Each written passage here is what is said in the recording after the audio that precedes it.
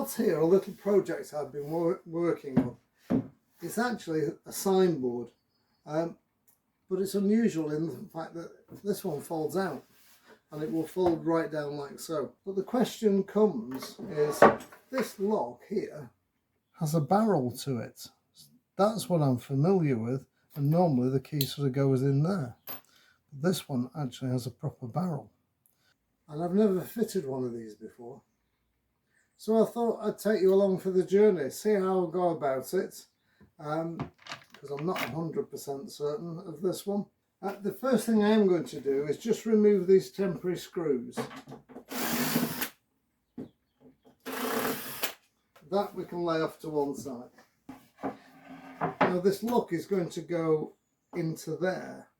I was just doing a little bit of working out to figure out how far from this top edge we have to drill a hole. And it turns out, if I'm correct in my measurements, it's 18.5 millimeters. 18.5 millimeters from the top edge. That's 18. Right, now we just need to find the centre of the. Double check it. Go from that side just to make sure. Yeah, 248, I am right. So the question is, have I got, let's say, a 22 millimeter drill? Right.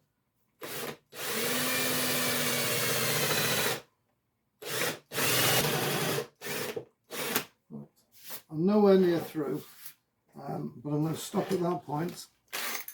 And what I'm going to do is take a very small drill. This way, 1 millimeter drill for this. I'm going to take the centre of where that just drill through. Yep. Now we've got our centre position.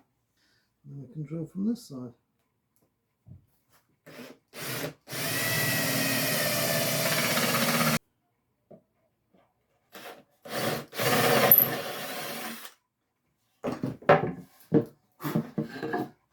And there we go, we've got a nice clean hole through both sides.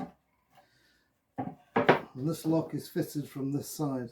So that's going to go into there.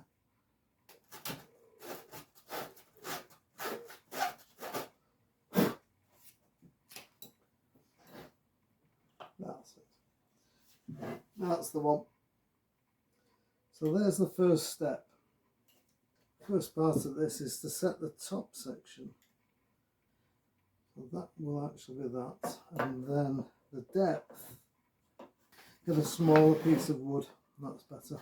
A better chance. And if I put that on against there and there, that will then give me my depth, which will be to there. So we need to take a tiny amount of material out of this, and it's only a millimetre, literally just a millimetre. So I think the safest way to do this is to clamp this onto the bench,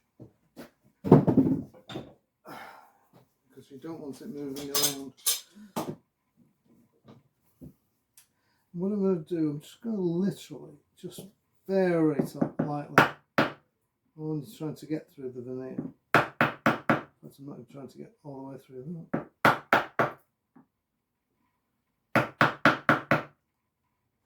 Now I only need to take off enough each side to accommodate that, and a little bit along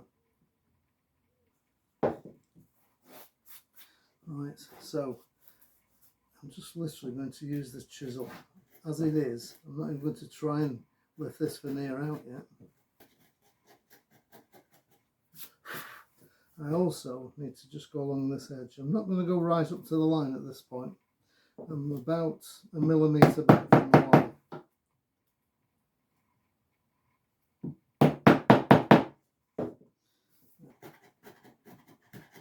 line. And use my finger as a stop underneath the chisel so I don't go sliding into that part of the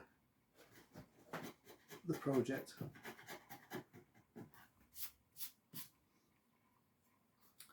Right, so do you know what the tool is? It's a little mini router that we made only last week, and this is the sort of a situation where it's absolutely ideal because you can control the depth.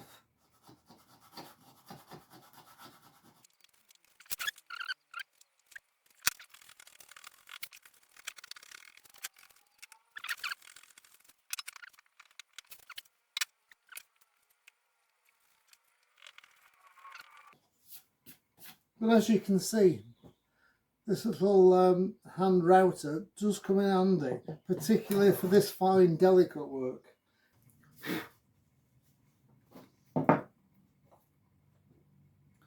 Okay, come back to that in a minute. Now then, we've got to get into there.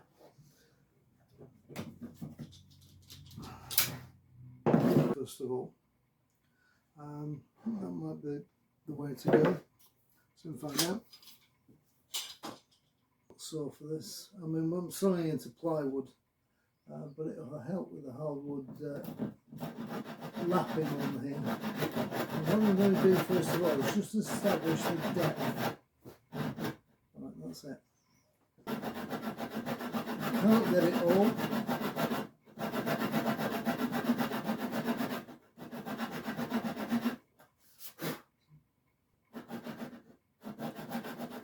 No, that's about it.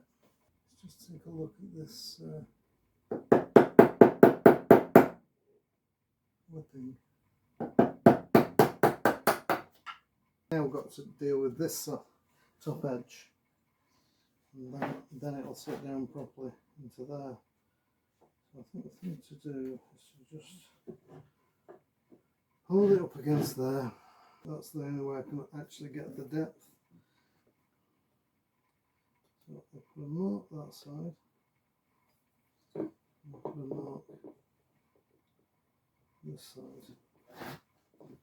Sit there, and again, just like we've done with that part, where I've recessed it down just a millimetre, I now need to recess this down a millimetre on either side, and then we should be good. In order to do that, I'm going to turn it around to face me. I can't do that. It's just too difficult, and I've got to bear in mind the grain direction as well, which probably won't help me in the slightest. That looks pretty good. Right, so what I'm going to do now is just go along here,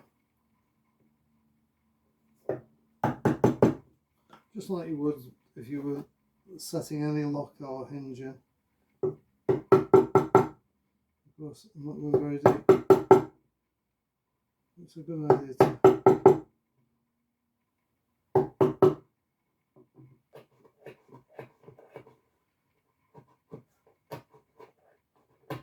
now. It's definitely a bit of a fiddly one, this. Would I recommend this particular lock? If you're experienced, maybe. If you're not experienced, if you're new to locks at all, then no, probably wouldn't recommend it. It is definitely a challenge. It's partly because of the way it's constructed.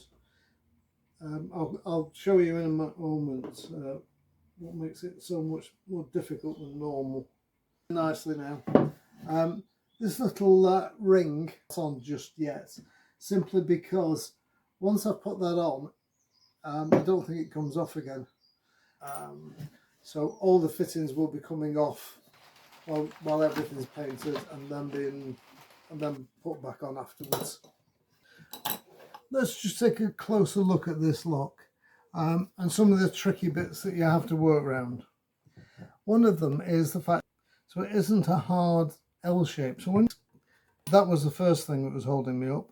Also, even though I measured the depth here, the screws here, the heads are proud.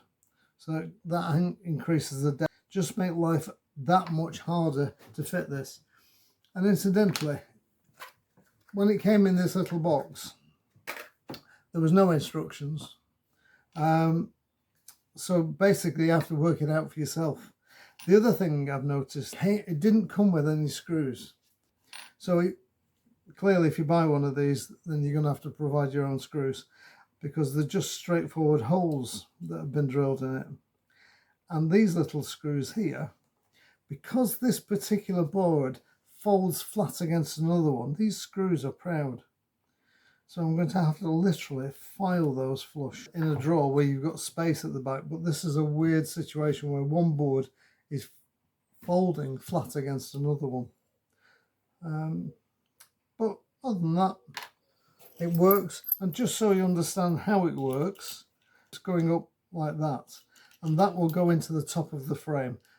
And I need to cut a slot for that to go into. What is it? It is 2.7 mil, so I'll cut a 3mm slot for that to go into. But that's a relatively easy job to do. It's like most strike plates basically. Now I know some of you will say, well, you could just use a router to do some of this work. Make yourself a little jig and you could router it out in no time. But you've got your ear protection on. You've got eye protection on, you've got a dust mask on, you've got the vac running and the noise of the router. The sun is shining. Why sometimes would you want all that? If I was doing 20 of those or even 10 of those, then yes, I would use power tools for that. But I'm making one. And when you're making one, so I find it better if I can keep the noise down sometimes. I've got very good neighbours. They never complain about anything. I try when I'm using the power stuff to make sure the windows and the doors are closed, so that at least the noise stays within the workshop. I hope this little drawer locker has been of some use to you. Thank you very much indeed for watching. And until next time, I'm Dave. I'm the Skimp Woodworker. See you soon. Bye bye now.